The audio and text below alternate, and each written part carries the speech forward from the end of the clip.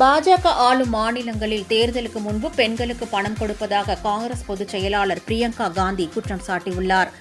தமிழ்நாடு, கேரளம், அசாம் உள்ளிட்ட மாநில சட்டப்பேரவைகளுக்கு விரைவில் தேர்தலுக்கான தேதிகள் அறிவிக்கப்படவுள்ளன.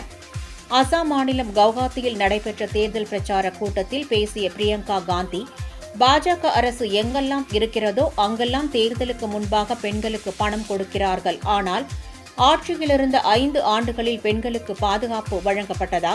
கடந்த 5 ஆண்டுகளில் எத்தனை பெண்களுக்கு வேலைவாய்ப்பு உருவாக்கப்பட்டது? எத்தனை பெண்கள் அவர்களின் சொந்த கால்களில் நிற்க உதவி வழங்கப்பட்டது என கேள்வி எழுப்பினார்.